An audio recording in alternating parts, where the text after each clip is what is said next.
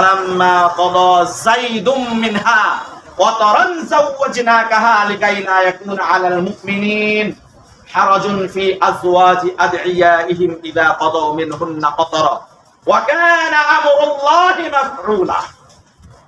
ওই যে নবী সাল্লাল্লাহু আলাইহি ওয়াসাল্লামের চরিত্র নিয়ে তারা উপহাস ঠাট্টা বিদ্রূপ করছে, রব্বুল আলামিন আয়াত নাযিল করছেন যে শুনে রাখো, যায়েদ যখন তার স্ত্রীর সাথে সম্পর্ক ছিন্ন করার পর আমি নবী সাল্লাল্লাহু আলাইহি সাল্লামকে তার স্ত্রীর সাথে বিবাহ বন্ধনে আবদ্ধ করলাম। এটার কারণ হচ্ছে যে পরবর্তীতে যেন মুমিনরা তাদের পালক পুত্রের সাথে, তাদের পালক পুত্ররা যদি স্ত্রীদের সাথে সম্পর্ক ছিন্ন করে, মুমিনরা যেন তাদেরকে এভাবে গ্রহণ করে নেয়। তারা কোথায় যাবে?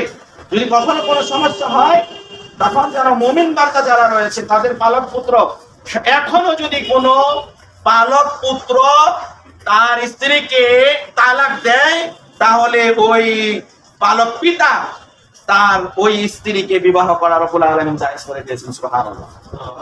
এই আয়াত দ্বারা ফালাম্মা ক্বাদা যাইদুম মিনহা ওয়াতারান যাওয়াজনাকা, এটা আমি এজন্য করেছি, রব্বুল আলামিন বলছেন আমি এজন্য করেছি যাতে পরবর্তীতে মুমিন যারা রয়েছে তারা যেন তাদের স্ত্রীদেরকে যদি তাদের পালক পুত্ররা যদি তাদের স্ত্রীকে তালাক দেয়, তাহলে মুমিন বান্দাদের ওই স্ত্রীকে গ্রহণ করা কোনো দুঃসহনীয় হবে না। সুবহানাল্লাহ। রব্বুল আলামিন নবী সাল্লাল্লাহু আলাইহি সাল্লামের চরিত্রের সার্টিফিকেট দিয়ে দিলেন। এরপরে আরো ষড়যন্ত্র করেছেন। কি রকম ষড়যন্ত্র করেছেন? ষড়যন্ত্র করেছেন